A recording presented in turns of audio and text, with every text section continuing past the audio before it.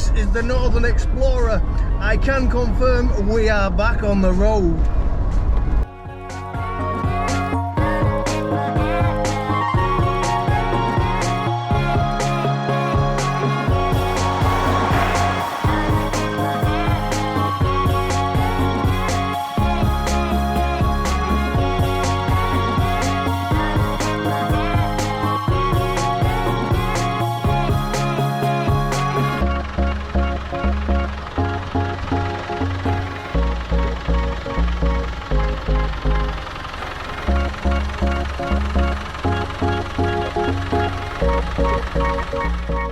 So if you've followed the channel, you'll know exactly what we've been going through with this Discovery. If you haven't, I'll do a quick recap. So a few months ago I decided to do a gearbox swap, rebuild on this car. I took the gearbox out myself, I've done everything myself apart from the rebuild. I took it out and a guy down in Grange agreed to rebuild it for me if I supplied the parts. So I ordered the parts from Ashcroft and sent the lot down to him. He then rebuilt it, needed a few more parts, so it cost me a bit more money, and then I got it back. I fit the gearbox back into the car, got everything back how it should be, and did a green laning trip around the Lake District.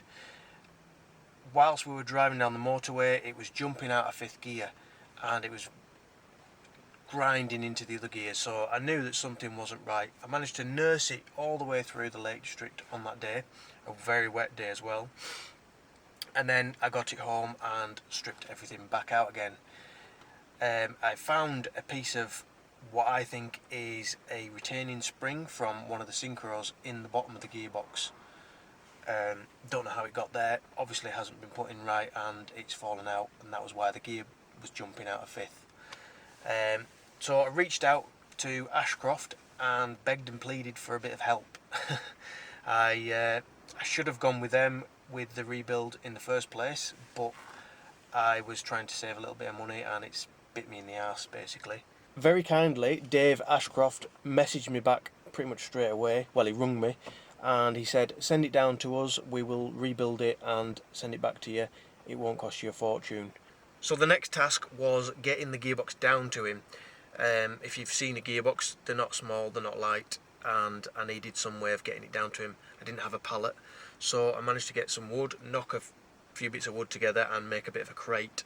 Sent it down to him, and within a couple of weeks it was on its way back to me, and he very, very kindly didn't charge me a fortune, which was a big relief.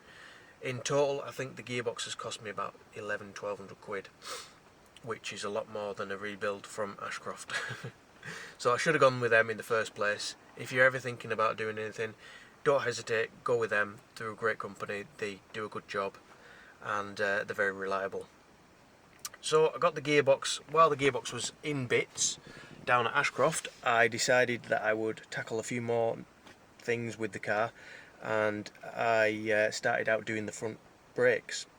The plan was to rebuild the calipers and fit new discs and pads. When I got the hubs off the car, I found the stub axles were quite worn. So me being me, I got carried away and I ended up ordering a whole load of new parts, and the front axle is now pretty much rebuilt. It's like new. I've replaced the diff with a good second-hand unit that I had. I have replaced both stub axles, all the seals, the discs, the pads, and I was going to rebuild the calipers, but time is of the essence and we've lost a lot of the summer, so I wanted to get the car back on the road quickly. So I bought 2 new calipers, replaced the calipers, and I'm going to rebuild the other calipers that I've got. Doing that in a separate video. Hopefully that'll be quite interesting because I've never done anything like that before. So I've painted everything up, welded everything up, refit everything, and today was the day it went for an MOT. I've got the MOT here and it went straight through. Sailed through, no advisories, no issues, no nothing, so I'm very proud of it. And they actually commented on how nice it was. They said it was like brand new, which it pretty much is. So this is the start of getting away.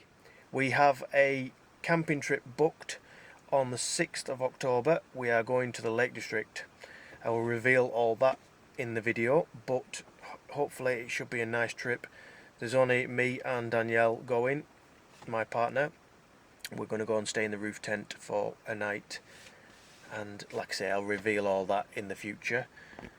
But yeah, really relieved. I'm really happy.